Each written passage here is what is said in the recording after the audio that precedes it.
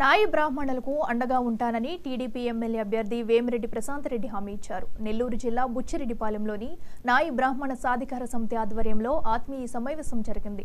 ఈ సమావేశానికి ముఖ్య అతిథిగా ప్రశాంత్ రెడ్డి పాల్గొన్నారు.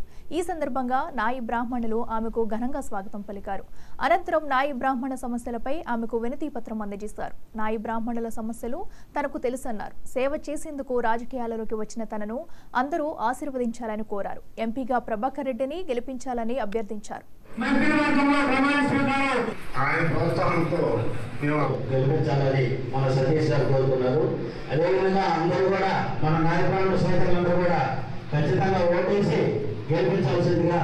వేమిరెడ్డి ప్రభాకర్ రెడ్డి గారు ఎంపీ అభ్యర్థిగా నెల్లూరు జిల్లా నుండి పోటీ చేస్తున్నారు.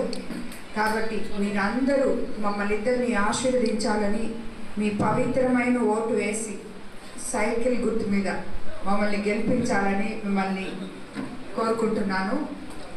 అదేవిధంగా మీ లీడర్స్ నాయి బ్రాహ్మణ లీడర్స్ వాళ్ళు వచ్చి వాళ్ళకి ఎటువంటి సమస్యలు ఉన్నా నాతో చెప్తే నేను తప్పకుండా వాళ్ళ డిమాండ్స్ ఏమైనా ఉంటే నేను ఎమ్మెల్యే అయిన తర్వాత మీ యూనియన్కి అవన్నీ తప్పకుండా చేస్తానని చెప్పి నేను మాటిస్తున్నాను.